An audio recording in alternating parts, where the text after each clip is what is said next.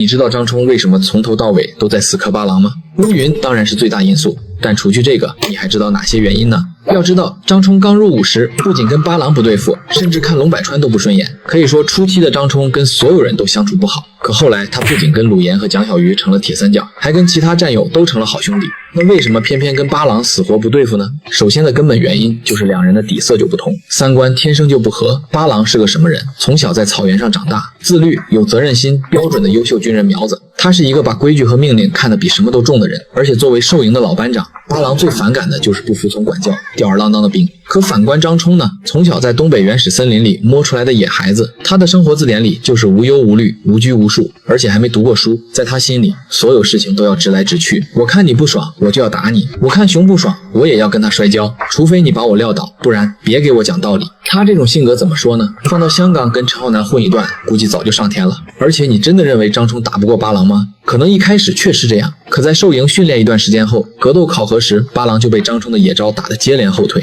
这都是野招，走！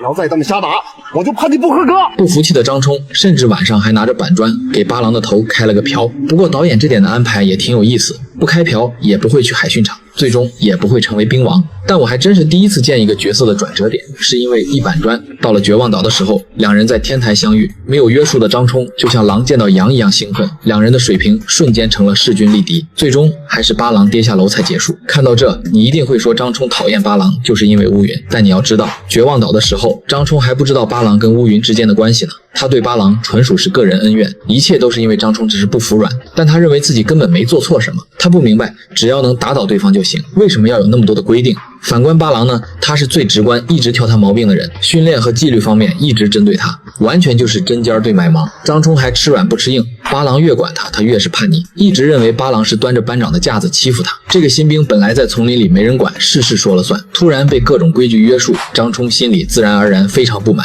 而偏偏八郎天天往他的枪口上撞。你说张冲不干他干谁？还有一个我自己的分析，张冲看八郎不满，也是因为他太过于巴结项羽。要说八郎最佩服的人，不是武刚，不是龙百川，必须是战神项羽。每次他只要一开口，八郎别提有多听话了，屁颠屁颠的。张冲这种性格最看不上的就是这种人，全然不知八郎这样是因为他跟项羽之间的感情太深，再加上新兵连时自己还跟蒋小鱼制服过项羽，所以他自然而然就会看八郎非常不顺眼。后来邓九光来到寿营接受问话，蒋小鱼三人也跟了过来，八郎见到他们的第一面就直接来个下马威。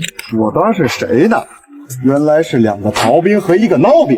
再说一遍。就算对决赢了，八郎依然是瞧不起他们三人，甚至在跨国对抗演习中，所有人都知道是蒋小鱼三人才改写了结局，反败为胜。八郎和项羽依然是不屑一顾，处处针对他们。怎么样，跟着哥有面吧？太好。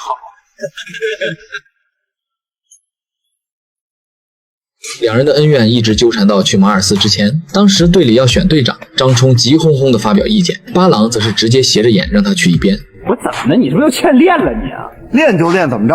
我是不是刺挠了？即便是到了马尔斯比赛现场，也从没出现八郎和张冲两人沟通的画面。他们两个不是和好了，而是因为有蒋小鱼在控场，所以两人才没夫妻吵架。可问题又来了，几人升官之后，张冲没有当干部的样子，干什么都是坐不住。蒋小鱼为什么偏偏找八郎看住张冲呢？其实到了这里，张冲的能力八郎已经认可了，而八郎的付出张冲也接受了。两人唯一的矛盾点就是乌云。蒋小鱼故意给了八郎一张纸条，里面写着秘密绝招。张冲不听话的时候就念出来。看我干啥呀？我脸上有字儿咋的？我得看着你。张冲，你给我站住！我告诉你啊，你要再这么着，跟乌云更没话说了。女兵中队现在正在进行信息化培训，属乌云最认真。我这出来溜达溜透气儿。蒋小鱼的办法就是让八郎用乌云压张冲，同时也表明了八郎承认张冲和乌云的关系，自己也不会再去追求乌云，简直是一举两得。总而言之，张冲讨厌八郎，从来不是单纯的私人恩怨，而是出身性格、三观理念、训练方式、立场阵营、沟通方式多重因素叠加的结果。一个野性不羁、信奉拳头，一个规矩严谨、坚守原则，一个是山林野小子，一个是正统好兵，天生相克，出狱必怼，磨合必争，最后在军营的淬炼中放下隔阂，成就战友情深。这也是火蓝刀锋人物塑造最真实、最接地气的地方。这都是野招。走，你要再这么瞎打，我就判你不合格。打倒你就是好招。你给我靠边儿。打倒我，你就可以走，用任何你喜欢的方式。